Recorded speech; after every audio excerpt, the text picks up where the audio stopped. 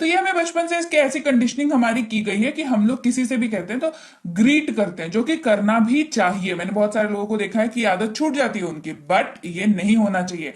आप सोचो ना कि आपको कोई अगर आकर के नमस्ते करे तो कैसे आइस ब्रेक होता है वहां पे, मतलब आइस ब्रेक से मेरा मतलब है कि कैसे आप बातचीत शुरू करने की पहल हो जाती है, राइट।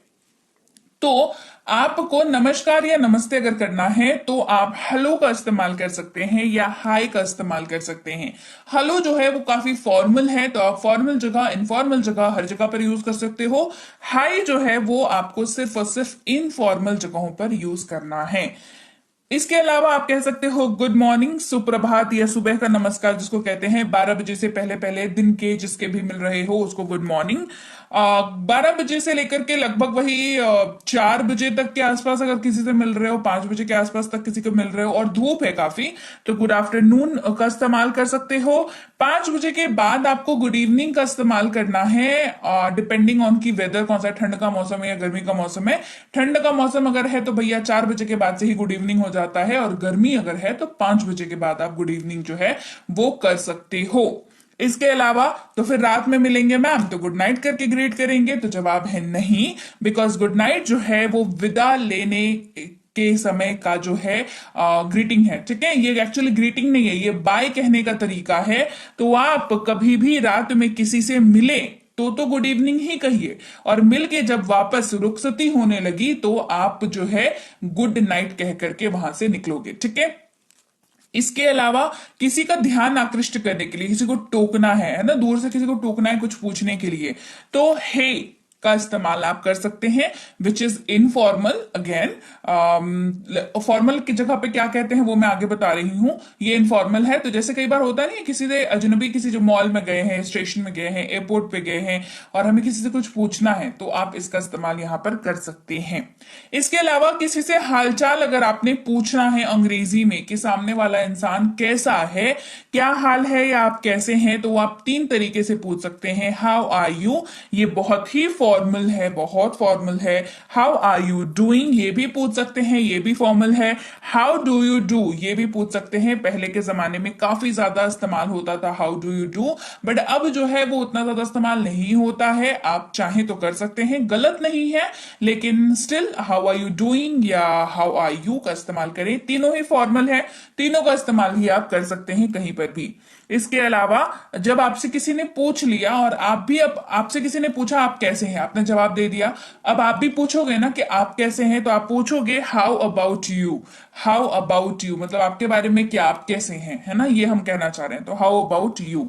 अब किसी को कुछ चोट लगी, आपने देखा कि हाँ किसी को चोट लग गई है या कुछ ऐसा हुआ है सीन जिससे आप वो सामने वाला आपको अपसेट दिख रहा है या कुछ हुआ आपकी नजरों के सामने, तो आप ठीक हैं या क्या आप ठीक हैं, तो आप आर यू ओके का इस्तेमाल करेंगे। ये आप तब नहीं यूज करेंगे जब आप उनसे पहली बार मिल रहे हैं या बहुत दिनों बाद मिल रहे हैं। No, not at all. आपके आंखों के जस्ट सामने कुछ हुआ और आपको जानना है सामने वाले का वेलबींग कैसा है, सामने वाला कैसा है, तो आप are you okay question mark, है ना।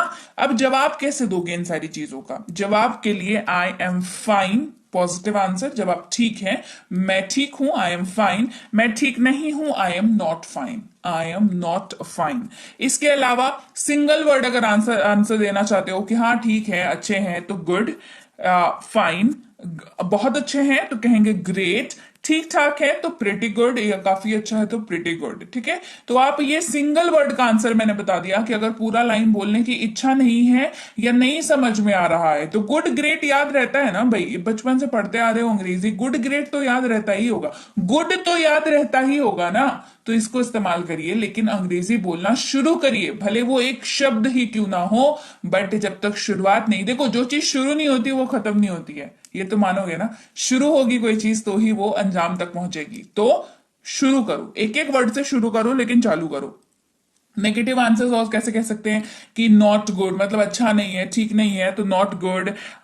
या फिर कई बार हम लोग ना बहुत ही डिप्लोमेटिक टाइप का आंसर देते हैं, जैसे कि ठीक ही है, बुरा नहीं है, तो नॉट बैड मतलब बहुत अच्छा नहीं है, बहुत बुरा नहीं है, अच्छा बुरा भी नहीं है, लेकिन ठीक है मतलब बहुत ज्यादा संतुष्ट नहीं है, है ना। तो नॉट नॉट बैड, कुछ नहीं या कुछ भी नहीं, जैसे कोई पूछ रहा है क्या कर रहे हो, क्या हुआ, तो कुछ नहीं नथिंग का इस्तेमाल करेंगे। ज्यादा कुछ नहीं नॉट मच का इस्तेमाल करेंगे। फिर कोई पूछ रहा है कैसा चल रहा है, उसके लिए जवाब है मतलब ठीक है, मतलब हाँ गोइंग ग्रेट, या ठीक ही है, नथिंग नथिंग मच, कुछ ज्यादा नहीं। या व्हाट्सएप क्या हो रहा है, क्या चल रहा है, ये सब कुछ ना बातचीत को आगे बढ़ाने का तरीका होता है। जैसे बहुत कोई दोस्त होता है बहुत दिनों बाद फोन करता है या बहुत दिनों बाद आप उससे मिलते हो, तो यही इसी बात से यही आइस ब्रेकर होता है, इसी से बात शुरुआत होती है कि और बताओ भाई, और बताओ क्या चल रहा है। बस उसी की अंग्रेजी है ये वाली, हिंदी में इसीलिए बता दिया ताकि आपको समझने में आसानी हो कि कहना क्या चाह रही हूं मैं, ठीक है। जवाब क्या देंगे, कोई आपसे आपका वेलबींग पूछे, कोई आपसे आपका तबीयत हाल चाल पूछे, तो बहुत अच्छा, मतलब आपने जवाब दे दिया, उसके बाद थैंक्स जो है बोलना नहीं भूलना, बिकॉज सामने वाले ने आपसे पूछा तो इट्स इंपॉर्टेंट कि आप उनको मतलब पॉजिटिव रेप्लिकेशन दो उनको, ठीक है, रेप्लिकेट करो। इसके अलावा आपसे मिलकर अच्छा लगा, ये हम लोग कहते हैं जब हम पहली बार किसी से मिलते हैं या बहुत दिनों बाद भी किसी से मिलते हैं, तो ऐसा होता है ना कि मिलके अच्छा लगता है, तो कहेंगे आपसे मिलकर अच्छा लगा, नाइस टू मीट यू। और आपसे किसी ने कहा तो आप भी जवाब दोगे कि आपसे भी मिलकर अच्छा लगा, तो nice to meet you too, एक शब्द ऐड हुआ, टू, ठीक है। इसके अलावा किसी को देख करके खुशी हुई कहेंगे, आपको देख के खुशी हुई, गुड टू सी यू। और आपको किसी ने कहा है तो आप जवाब देंगे आपको भी देख करके खुशी हुई, तो good to see you too का इस्तेमाल करेंगे। आप क्या क्या कर रहे हैं, कैसा कर रहे हैं, कैसे हैं, आई एम डूइंग ग्रेट, मैं अच्छा हूं, मैं ठीक हूं, आई एम डूइंग ग्रेट, जब सामने वाले को आपको दिखाना हो कि भाई हम तो जिंदगी में झंडे गाड़ रहे हैं बिल्कुल, है ना। इस तरीके से आपको अगर किसी को ये वाली वाइब देनी है तो कहोगे I am doing great, I am doing great, ठीक है। किसी ने अगर आपको आपके लिए किसी ने कुछ किया है तो आप धन्यवाद कहते हैं, thanks, thanks is very informal, तो आप फॉर्मल जगहों पे इसका इस्तेमाल नहीं करेंगे, फॉर्मल जगहों पे आप थैंक यू का इस्तेमाल करेंगे।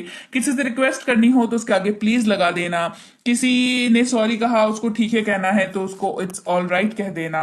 किसी से टोक करके कुछ पूछना है तो एक्सक्यूज मी, माफ कीजिएगा, क्षमा कीजिएगा करके एक्सक्यूज मी आप इस्तेमाल कर सकते हैं। किसी को बाय कहना हो तो सी यू टुमारो बोल के आप विदा ले सकते हैं। ख्याल रखना बोल के आप विदा ले सकते हैं। बाय तो भैया है ही, है ना, बाय बोल के तो निकल ही जाते हैं हम लोग, है ना, बाय, ठीक है। गुड बाय कह सकते हैं, सिया या सी यू कह सकते हैं, फिर मिलते हैं, जो जिसको जो नोट करता है कि आपने किसी से कहा कि सी यू यानी कि मिलते हैं, कल मिलते हैं, बाद में मिलते हैं, सी यू का इस्तेमाल हम लोग करते हैं। फिर आपको किसी को कुछ अच्छा कहना हो विदा लेने से पहले तो आपका दिन शुभ हो कह सकते हैं, आपका दिन अच्छा हो यानी कि हैव अ नाइस डे, या बाद में मिलते हैं, सी यू लेटर का इस्तेमाल भी आप कर सकते हो। क्लियर हो गई बात।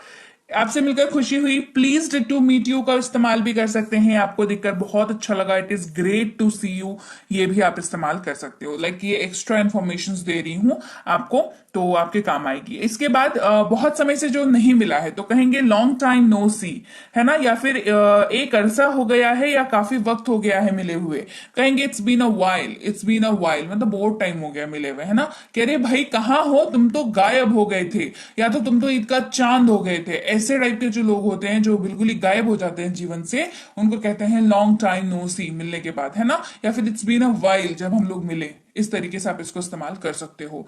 अब सबसे बड़ा सवाल ये आता है कि मैम फॉर्मल इनफॉर्मल का डिफरेंस क्या होता है, तो अब सुन लो ध्यान से, फॉर्मल इनफॉर्मल। फॉर्मल वो होता है जो आप कभी किसी ऑफिस प्लेस पे जाते हो या किसी ऐसे रेपुटेड जगह पे गए हो जहां की जगह के हिसाब से आपको बिहेव करना पड़ता है, वो आपका घर नहीं, आपका पड़ोस नहीं, आपका मोहल्ला नहीं होता, है ना। ऐसे तो देखो इज्जत से हर जगह पे बिहेव करना चाहिए, ये सही बात है, लेकिन कई बार क्या होता है ना, हम लोग को ज्यादा कंफर्टेबल हो जाते हैं अपने घरों पे, अपने रिश्तेदारों के यहाँ, अपने दोस्तों के साथ, अपने मोहल्ले में, हम लोग कॉलोनी में, है ना, कुछ ज्यादा ही कुछ अंकल आंटी होते हैं उनके घर जाके हम लोग को ज्यादा कंफर्टेबल हो जाते हैं, तो वो सारी जगहें इनफॉर्मल जगहें हैं। लेकिन उसके अलावा जैसे ही आप कहीं एयरपोर्ट पे जाते हो, किसी ऑफिशियल जगहों पर गए हो, किसी रेस्टोरेंट में गए हो जहां पे आपको उस जगह की जो है वो उस जगह के हिसाब से बिहेव करना है, तो then it needs to be formal. आपको वहां पर लैंग्वेज का चुनाव, शब्दों का चुनाव, वाक्यों का चुनाव बहुत ही समझदारी से और इज्जत से करना होता है, ठीक है।